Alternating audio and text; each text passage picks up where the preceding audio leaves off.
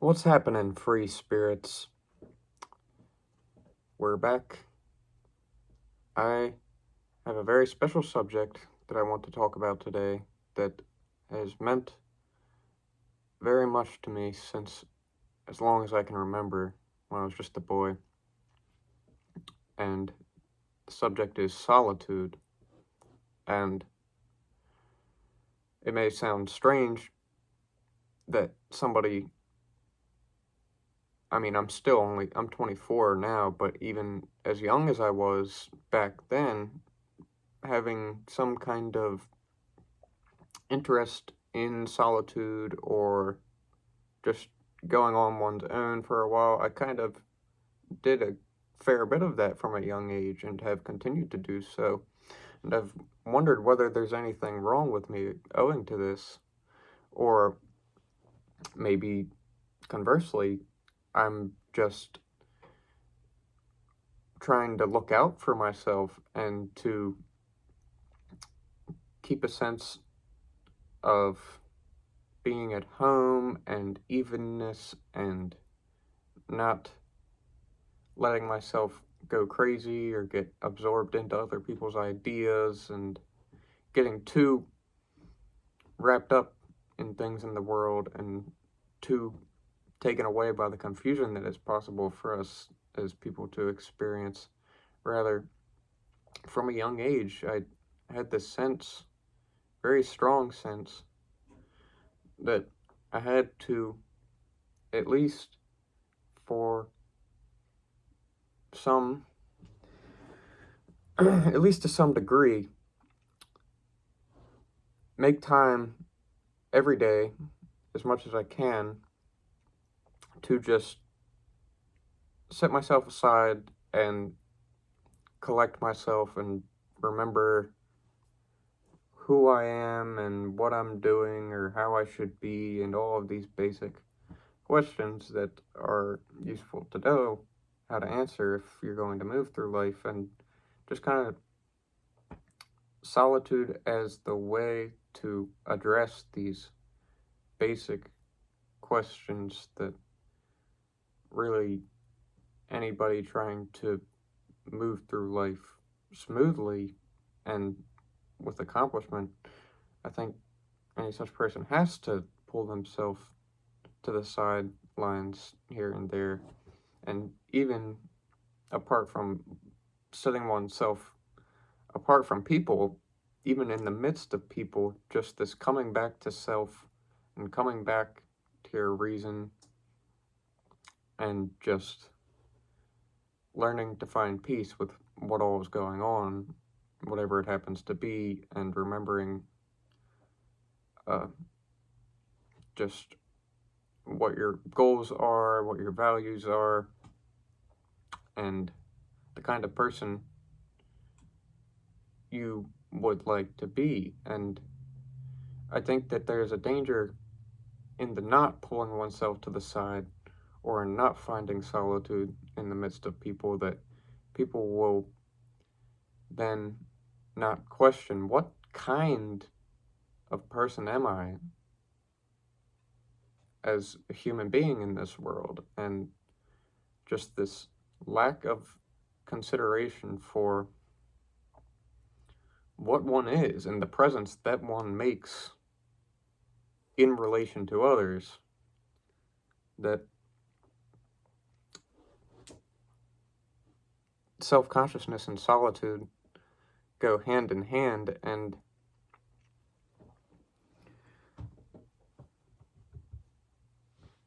people can be afraid of it for that reason, that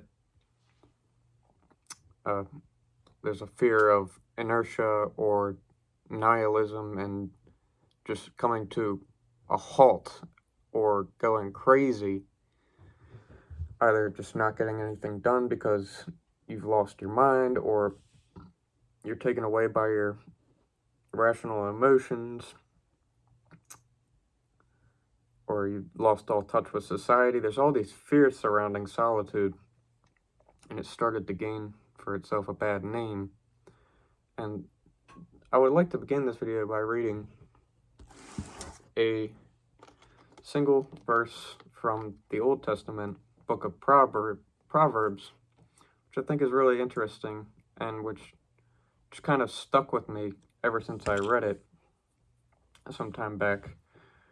I really do like reading the Bible, really all sorts of religious texts, and I have a lot more of it I still have to read, but I've also read a fair chunk of it, and so I'll read this little verse and we can do some reflection. It is better to dwell in the corner of the housetop than with a brawling woman and in a wide house. It is better to dwell in the corner of the housetop, or attic, than with a brawling woman and in a wide house. Notice, in the first half, there's no mention of any other person with whom one would be living in the attic or in the housetop. And in the latter half, the brawling woman. And I figure this could work either mentioning a brawling woman or a noisy, rambunctious man, a rambunctious and chaotic person of some kind. And the effect that that sort of presence has on one. That personally, if I had free choice about my residence, where I'm to live, I would prefer, if possible, to have the wide house. But if there's a brawling somebody I gotta live with, I too would go for the attic or the housetop. And it's intriguing to think about why that is. That if you are caught up in the energy of people who just create all of this commotion and go looking to make problems purely out of vanity and petty concerns, then that's a real danger to your solitude. And as I sort of hinted at, by solitude, I don't necessarily mean withdrawing from society, but I do almost mean something like a recession into oneself, or a return to oneself. And that it may be a little superstitious, but I think that we all really quite probably have a fairly strong sense of who we are, or if you like, who we are at best, at our most relaxed and straightforward and decent, and just we have this sense of self that kind of becomes almost like a criterion for us for how to be and what to safeguard. Just don't lose this self, because the loss of that is when people tend to become depressed or incredibly anxious and just not at home. That homelessness, or abandonment, as some philosophers have called it, modern philosophers. And they're talking about loss of God. And I'm thinking about Jean-Paul Sartre and Martin Heidegger. And that is almost, I consider that an adequate way of posing the problem of what it means to lose one's solitude. Is as dramatic as losing God. That dimension, if you like, if you don't want to take any of the beliefs of any other religions that are out there that you have experienced in the world and that people have perhaps shouted at you about and tried to impose their beliefs on you, like, forget about all of that. But just imagine maybe there is a dimension to each of our individual lives which approximates the religious, or if you like, the extraordinary. And we remember this quite well with returning our minds to childhood. The extraordinary was this pervasive presence for us, and it kept us interested in everything about life and kept our enthusiasm up, made us feel assured and not so worried about, am I living right? Am I doing something wrong that's going to get me in all sorts of trouble? Or what do people think about me? And all of these twisted thoughts that begin to bubble up inside of us as a consequence of our growing self-consciousness, and just over concern about ourselves to a point that we become paralyzed and unsure of ourselves. And we tend to mature past this phase of awkwardness and being unsure of ourselves, but it's very much possible to get wrapped up in that to a terrible degree, and you can't really get out of the rabbit hole and just feel unsure and unconfident about yourself, life, the world, the big picture. I mean, just this sort of basic existential security that one needs to move through life it's compromised, and there's this uprooted feeling. One is lost home. And I think that, as I said, we mature past this often, but yet I think that even if the more dramatic symptoms of it fade, for instance, panic disorder, somebody's just got incredibly high anxiety that's just impossible not to notice, that even if we don't find any symptoms like that, I think it is possible for, if you will, the average Joe to be going about his thing and moving through life, and to others on the outside, he seems quite at home, quite all right. He's behaving normally, doesn't seem very nervous and distraught, and yet inside he knows he's not quite at home. He's lost something, and he may begin to try to find cures all over the place, and nothing quite suffices concerning what he goes out in the world looking to find that will cure him, or if you like, save him. I mean, we are talking a little bit about religion here, or the religious dimension of what it means to be an individual human being moving through life, that there is a way of moving through life insecurely, and then there's a more secure one, which is not just a naivety.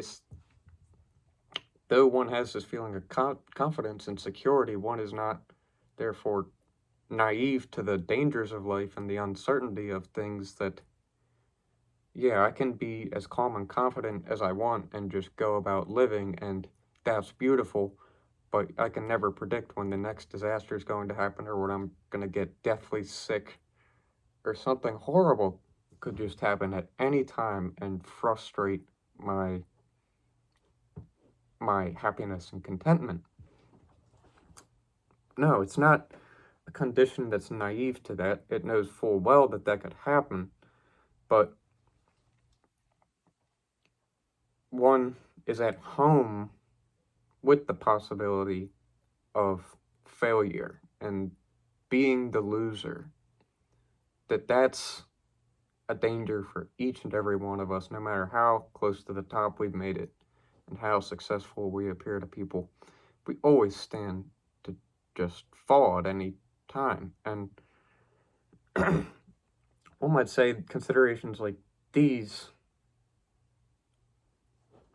mark the beginning of one's self-conscious existence. Just knowing the danger that's everywhere, and that we are individuals, we are finite creatures with a finite existence. Our lives will end, and it can happen abruptly, or we can live long lives, but it's going to end at some point. And our organism is not invincible. We can get sick, and or even just simply our digestive system could stop working all of a sudden, or just some weird things happen to people, and the possibilities like that may be less likely than death. They still happen, and the point is, we can't really rule out anything about what may happen to us as individuals as we keep moving through life. We're all trapped in this moving into an uncertain future. But there's a way of doing that calmly and assuredly, owing to the fact that one has not lost home, not lost solitude.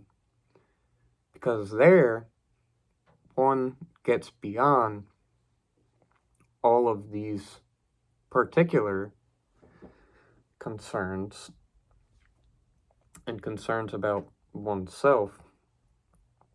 But solitude to me, more than social isolation, means knowingly relishing in the mystery of life itself, and that we are so much a part of it and can never be separated from it, and that it just happens that the recognition of this mystery, that we're here at all, that we're aware of any single thing at all, and not only a single thing, we're aware of a multiplicity. And the more conscious one becomes, the more one begins to see the multiplicity of things, and just how endlessly complex anything we turn our attention to is, the more we probe into it. It's just, is it Anaximander, one of the ancient Greek philosophers, who said that matter is infinitely divisible? It was one of the Anaxas. I can't remember which one. And yeah, it's anything really, I believe, that we draw our attention to and dwell on for a while and begin to question and focus on all of its different parts. More and more about the thing that we're examining and questioning will begin to disclose itself to us the longer we look and the more penetratingly we look. And such considerations as these, just the multiplicity of life itself, the omnipresent danger of our being subjected to danger, or happy circumstances becoming sad circumstances, and all of those plot twists in life that just make us question, who could make a universe where such things are possible? This is horrible.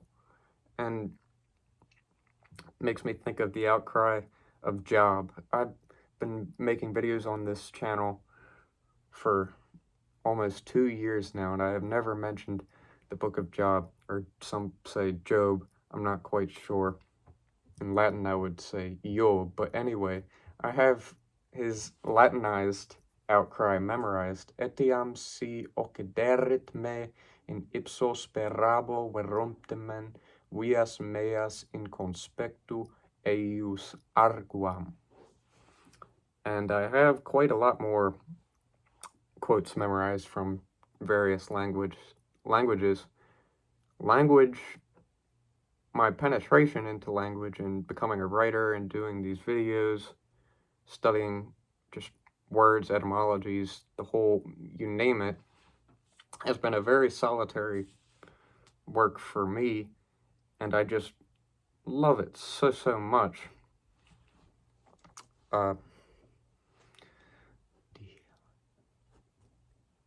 trying to remember this one quote that I have only recently memorized, so if I get it wrong, you guys can correct me, you German speakers. Die reine Wahrheit ist ja doch nur für dich allein. I believe that's correct, and that's from Gotthold Lessing, who, with that German quote, says, absolute truth belongs to thee alone, to you alone, you as individual. Very Kierkegaardian, Nietzschean, Rilkean, Thoreauian, Emersonian sort of note there. A lot of my favorite writers, I would add Goethe as well, who really strike hard on the solitude theme, which I just adore. I love reading anything about solitude, or I love reading writers who write in a solitary fashion. Just a very rare way of writing that induces rare states of contemplation where you, the reader, reading the solitary utterances, go to a very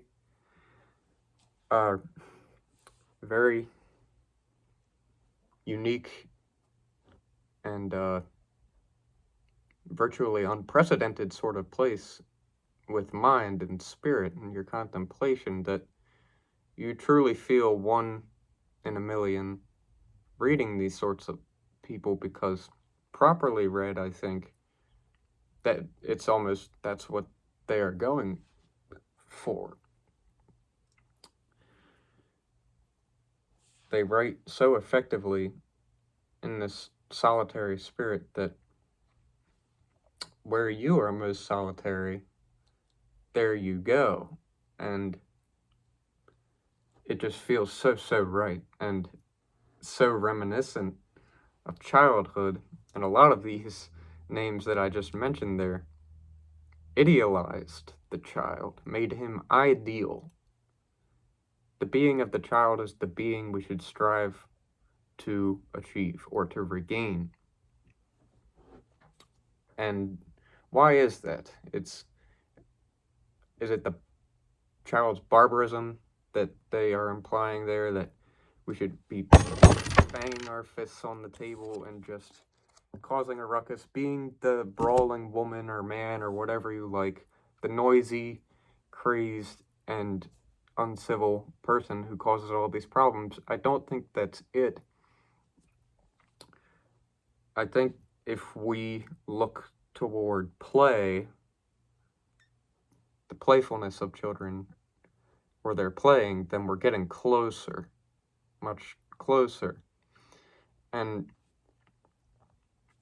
that, to me, has always been a sort of unconscious conviction that I can't let the child in me die, because in a strange way, it's everything.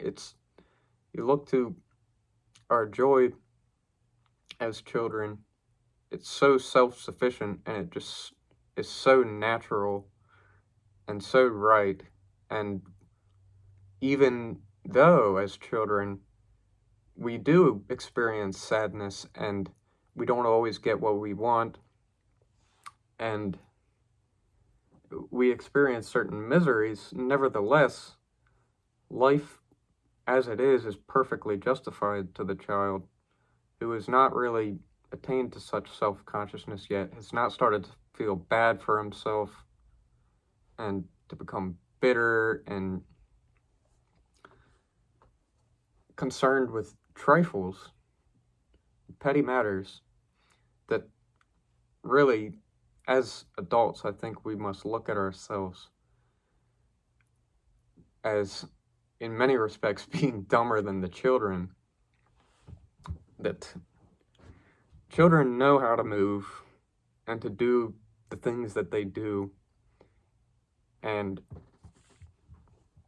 they don't get hung up on insecurities, and they don't let the discomfort of these insecurities lead them to at least willingly make life difficult for other people, more difficult for other people, which adults often do is because of their loss of home inside, and they just don't feel right. They have lost that upper dimension.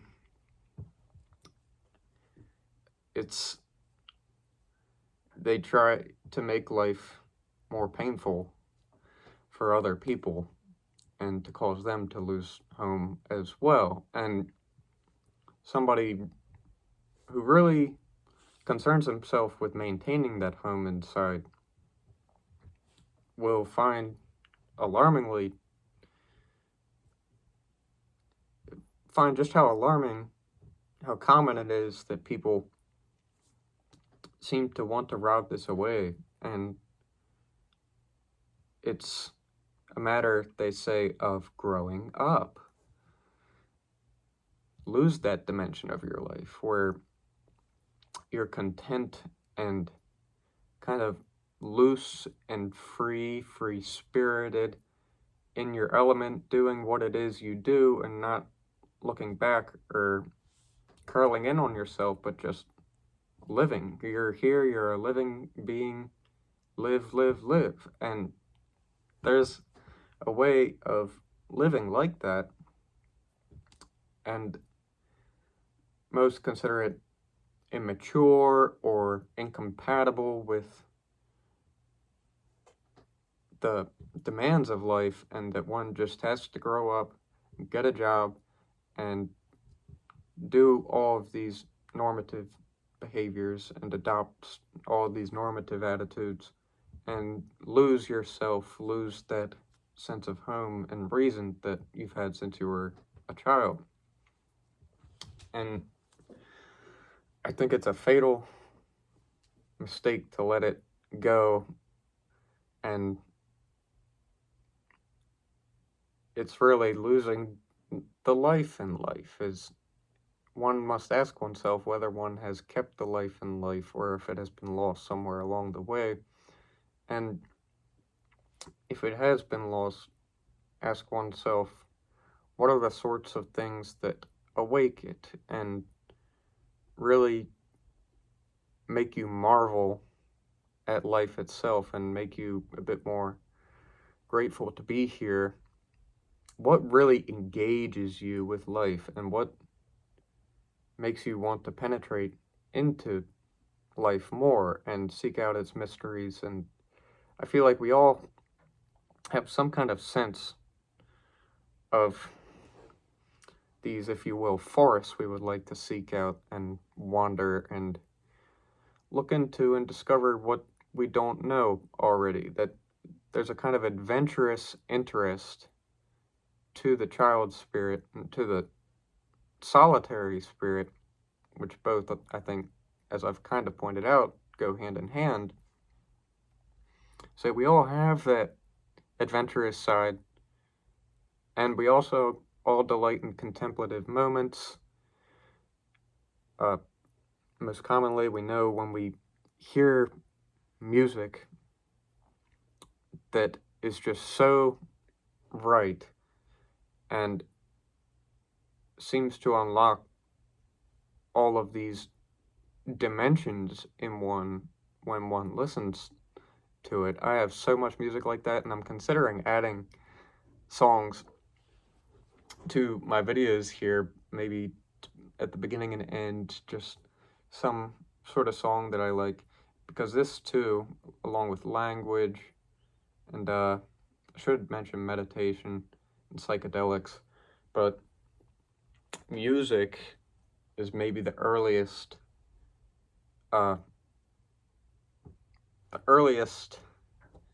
interest of mine that made me quite solitary, that I never quite got on board with the music that many, at least of my peers, listened to. I just never, it wasn't music to me, that it didn't do the thing that puts you into solitude or introduces you to solitude. That the sort of music that I am talking about here, that's what it does. It like those authors I mentioned who write in such a way that it is so engaging, music too, there exist varieties of music that do that very same thing, and you just know you're alive as you are hearing it, and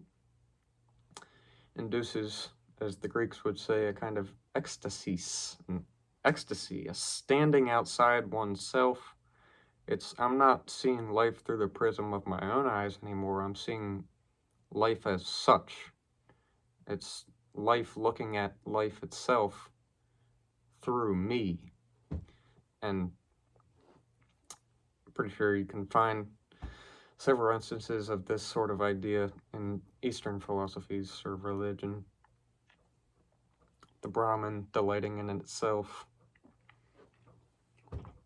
And certain music does that for me, kind of self-transcendence. It's not my eye looking out on things anymore, it's the eye of life looking at the spectacle of life, and that sort of thing. Certain books have done that for me as well. I love to write. I love words, and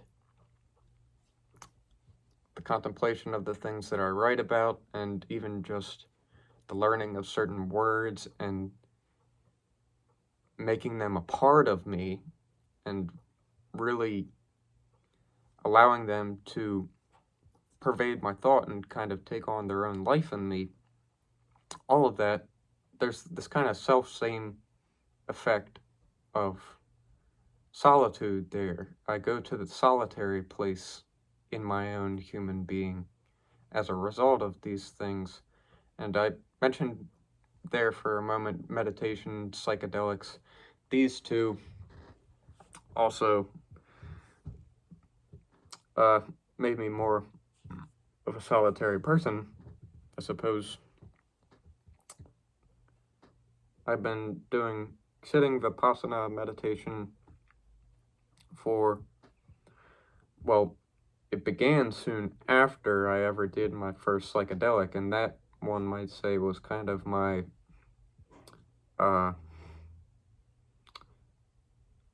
my way of getting into the direction of starting to look into meditation. Was this psychedelic experience I had some 7, maybe now 8 years ago, and just unbelievably profound experience. And I found out that night, and in reflecting upon the experience the morning after, just how mistaken psychedelics are by the mass of men, and that there's really something special about them. And as I've been saying about this experience of home, or this decided return home in certain moments, or even just residing, if you will, at home in everything that you do, whatever that home is involved in all of those things, psychedelic experiences have a certain power to just make glaringly obvious whatever that is. And as I was saying, the insecure versus the more secure and confident ways of moving through life. It's like that experience for me, the very first one, was just so clear about the need to maintain connection with home, as I have been calling it, which is not the physical house sort of home, but something more esoteric and more inner and more private. Not so much, I suppose, other people's business. It's, you know, whether you're there depending on the sort of conversation you're having with yourself day in and day out. And it may happen that one day you're in a place where you didn't know it until this moment, but you realize that you have lost home, and you don't know how how it happened. It just sort of maybe gradually started to happen without your knowing it, and now you're just totally lost. And what do I do? I mean, how do I regain my humanity? Because that's the problem here, is that the loss of solitude, the loss of that home, is the loss of humanity. When it's totally gone, then you're in big trouble. And that I'm serious about this. It can get so bad, and you see that in people. And I just think it's so important. It's not well understood, though, because we're quite confident that we have to eat and drink water and get sunlight in order to continue living. These are just basic vital needs that are widely recognized, and everybody knows this. But when we begin to talk about this esoteric, internal, and spiritual dimension of life, and I think there is such a thing, but like I said, it's not very well understood, and thus we don't talk about this like it's a problem, and that there is a need in the same way that we have to eat and to drink and to do those things.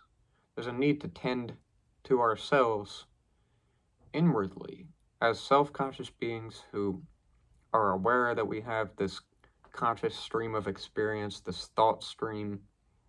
We have these incredibly powerful emotions and impulses, and we're just moving through life, and one might say we're in a sense like drunkards or dreamers, moving through life, not quite familiar with how to use our machine and how to keep our balance and make sober decisions all the time, because we are this body of such powerful forces of nature. We underestimate this. We reduce it and say, no, we're just people. But before we ever become just people, we issue from this incredibly long chain of history and being that just extends however far back. We can't count the years, the millennia, when time began, but it has lasted for a very long time, and there is some mystery. I won't say God or any certain God, but honestly, I have a hard time believing how anybody on their own, just asking themselves about how life came about at all, how we became aware at all, why is there anything? It just is unfathomable to me that people could ask themselves these sorts of questions and not be baffled by the mystery of it all, and not to thereby, as a consequence of asking these questions, feel some sense of mystery. And I'm not trying to posit miracles or anything, but I just think that this is actually just a genuine, sober concern that people have. Is we all ask ourselves at some point, like, how did this all come about? And it's just so, especially if you think about just how complex the universe is, that it's incredible. And there's so much possibility here. There's so many roads each of us can take, and so many things we can investigate and look into. And we just have to find our interests. We have to safeguard home and come back to ourselves at least every now and then. But I would say probably more often than we think we got to do this. In the same way that eating, we recognize it as so necessary, I think more people should begin to see this as necessary, that we return to self. We ask ourselves what sort of condition we're in, ideally what sort of condition we could be in, ask ourselves about the forces of life and what they mean for us, or how much are they a part of us, and